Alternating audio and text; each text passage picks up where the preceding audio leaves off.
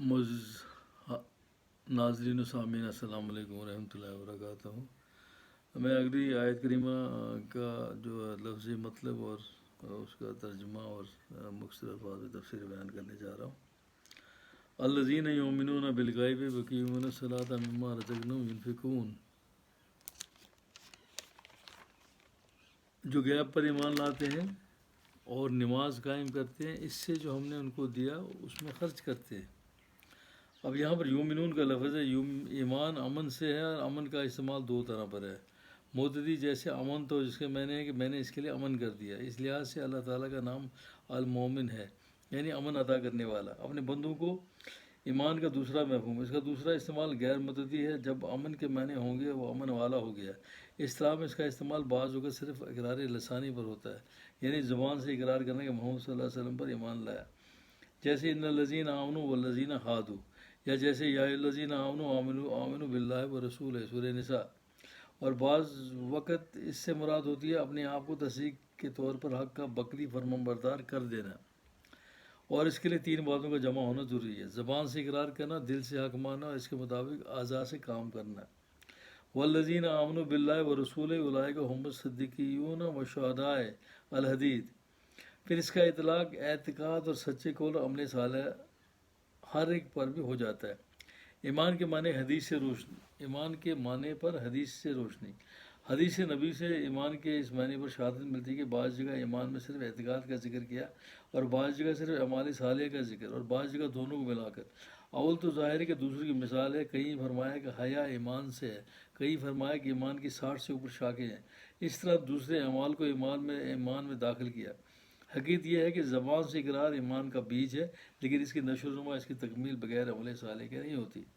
ایمان کا مفہوم خاص اسلام میں، ایمان کا وہ مفہوم اسلام میں نہیں جو دوسرے مذاہب میں، جیسے مثلاً عیسائی مذاہب میں کفارہ پر ایمان کو محض ایک بات کی اقرار کرنے کا نام ہے۔ اسلام میں ایمان کا معنی رکھتا ہے اور اس کے مطابق ایک عمل ہے۔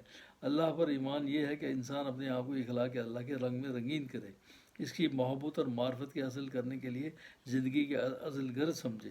فرشتوں پر ایمان ان کی نیکی تحریکوں کو قبول کرنا ہے، اور رسولوں پر ایمان ان کے نقش قدم پر چلنا ہے، اور کتابوں پر ایمان ان کی باتوں پر عمل پیرا ہونا۔ آخرت پر ایمان یہ ہے کہ ہر ایک فعل کا ایک لازمی نتیجہ ہے، کسی اپنے کام کو انسان لغو نہ سمجھے۔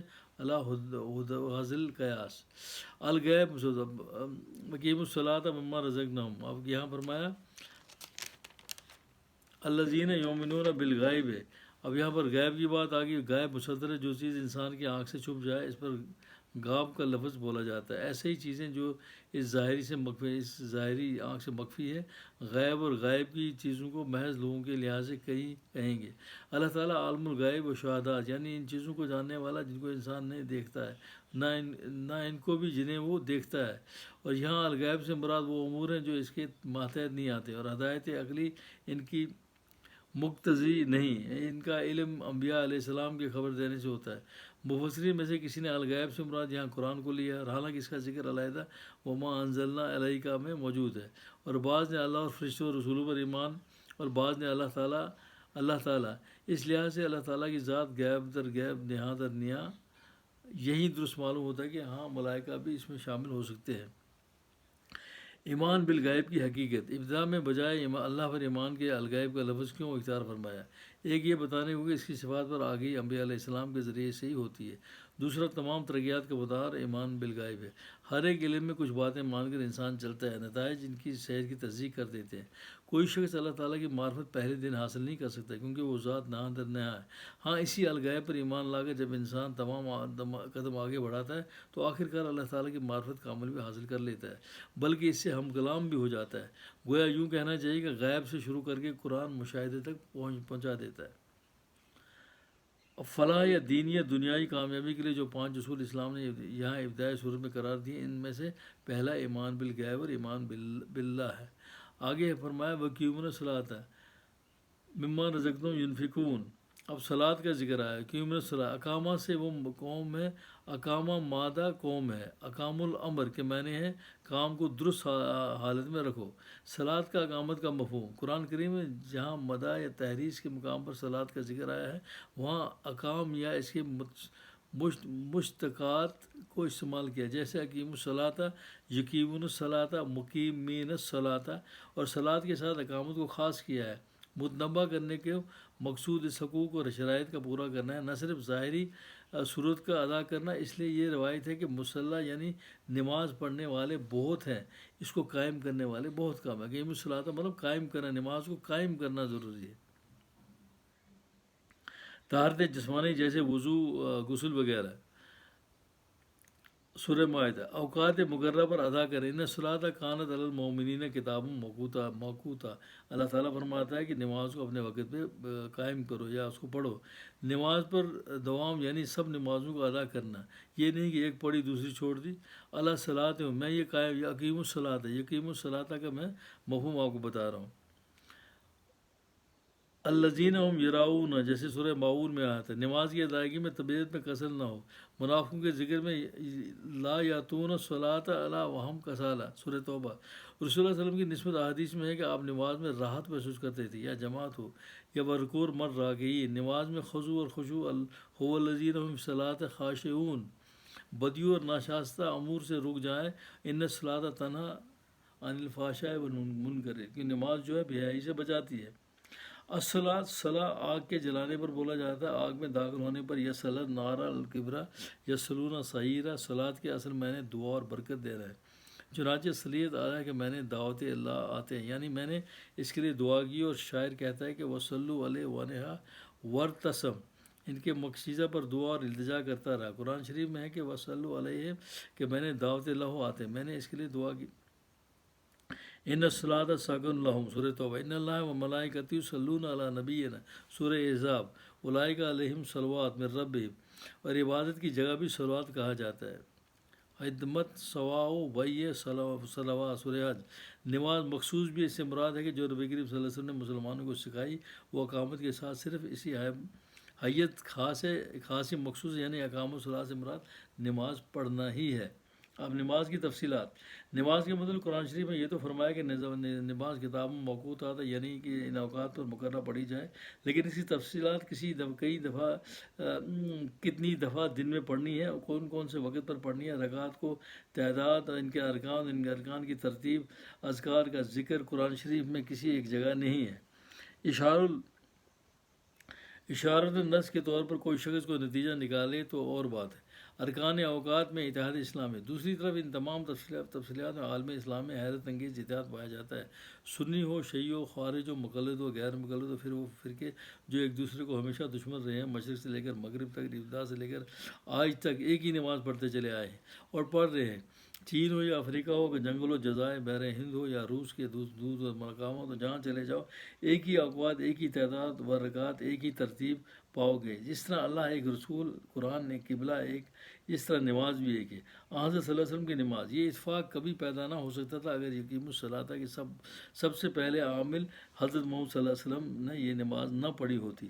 پھر آپ کو دیکھ کر صحابہ اور ان کو دیکھ کر تابعین نے اعلیٰ مذہبی نمازیں پڑھی، اور یہی وہ صلاۃ ہے جس کی اقامت کا یہاں حکم ہے۔ آگے فرمایا ایمان بالغیب و صلاۃ کے تعلق۔ یہ نماز اللہ کا قرب حاصل کرنے کا واحد ذریعہ ہے، اس لیے ایمان بالغیب کے بعد فوراً اس کا ذکر کیا۔ ایمان کے ساتھ عمل کا ذکر اس اصول میں داخل کیا کہ اس کی اہمیت بتا دی۔ خدا پر ایمان ایک منہ کی بات رہتی ہے، مگر اس کے ساتھ ہی وہ ذریعہ بتا دیا کہ جس سے نہایت ہستی انسان کا تعلق پیدا ہوتا ہے، یعنی انسان اپنے کمال حقیقوں کو پہنچ سکتا ہے۔ صلاۃ چونکہ خدا کے آگے گرنے اور عاجزی کا نام ہے، اس لیے جس قدر زیادہ انسان خدا کے حضور گرے گا، اس قدر زیادہ اخلاق الہی میں رنگین ہوگا اور ایمان کی اصل غرض پوری ہوگی۔ پس نماز دوسرا رکن ان 5 ارکان میں جو اسلام کی بنیاد قرار دیے گئے، اور عملی ارکان میں سے یہ پہلا ہے۔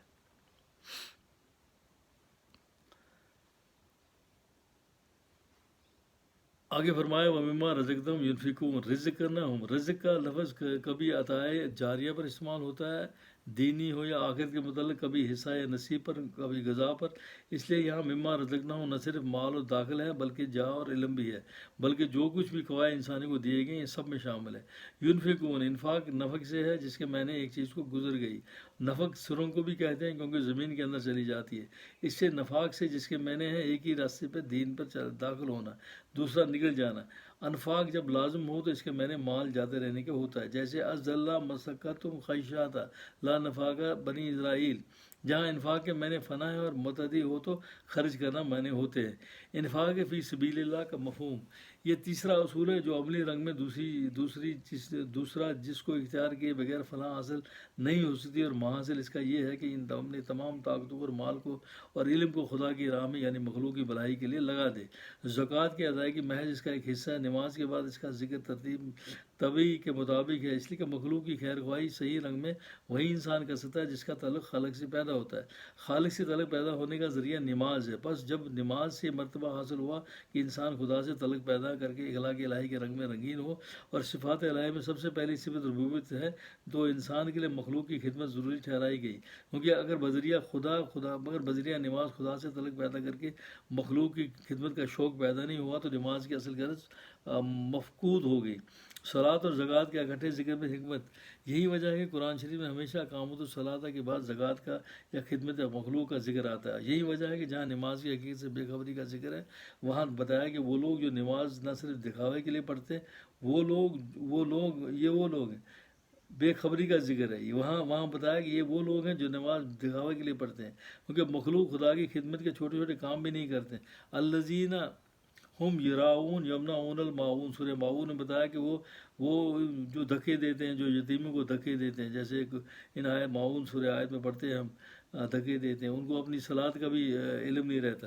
حسن و احسان، عملی طور پر تقبیل نفس انسانی کا یہ دو ہی پہلو ہیں، خدا کے حضور جھکنا اور مخلوق خدا کی خدمت کرنا۔ ایک کو حسن کہہ لو، دوسرے کو احسان۔ جب نماز کے ذریعے سے حسن پیدا ہوتا تو مما رزقناہم میں احسان کی تعلیم دی۔ تو یہاں پر اللہ تعالیٰ ہمیں بتانے کی کوشش کر رہا ہے کہ ایک طرف ہم نماز کو، جب ہم صلاۃ کو قائم کرتے ہیں، اس کے بعد بما رزقناہم ینفقون بتا دیا، ہمیں خرچ بھی کرنا ہے، ہمیں لوگوں کی جو ہے فلاح بہبود کے حقوق العباد بھی کرنا ہے۔ ہم صرف نماز پڑھ کے اپنا کام مکمل نہیں کر سکتے، ہم وہ فلاح حاصل نہیں کر سکتے، اللہ تعالیٰ کی خوشنودی حاصل نہیں کر سکتے جب تک کہ ہم دونوں چیزیں ہمارے قول اور فعل میں جو ہے کمپیٹیبلٹی ہونی چاہیے۔ ہم جو بولیں گے زبان سے وہی اگر ہم عمل پیرا ہوں گے، تب جا کے ہمارا معاملہ جو ہے صحیح چلے گا۔ ادروائز وہ یہی بات ہو جاتی ہے کہ ہم ایک طرف ایک ٹہنی پہ بہت زور دیں گے، وہ ٹہنی ٹوٹ ہی جائے گی۔ ہمیں ہر ٹہنی پہ زور دینا ہے، ہم نے ہر معاملے میں اس کو متوازن رکھنا ہے، میانہ روی کا استعمال کرنا ہے۔ اگر ایک طرف ہم صلاۃ کو پورے رنگ میں پوری طرح اس پہ عمل پیرا ہو رہے ہیں، اس کو قائم کریں، دوسری طرف زکوٰۃ کو یعنی ینفقون خرچ کرنا جو اللہ تعالیٰ نے ہمیں دیا ہے، علم دیا ہے، جو بھی دیا ہے، یہ بھی جیسے جو یہ میں ویڈیو آپ سے شیئر کر رہا ہوں، یہ میں اس کو پڑھ کے آپ کو بتا رہا ہوں، لیکن ایک قسم کا میں کمیونیکیٹ کر رہا ہوں، تو یہ بھی جو ہے ایک قسم کا اللہ تعالیٰ کی ڈیوٹی ہے۔ اللہ تعالیٰ نے ایک مجھ پہ ڈیوٹی دے دی ہے کہ مجھے اگر کوئی چیز کا علم ہے، مجھے اگر کوئی چیز پڑھنی آ رہی ہے، میں اس کو سمجھ کر آگے بتا رہا ہوں، تو اس کا ضروری یہ ہے کہ میں اس کو آگے بتانے کی کوشش کروں۔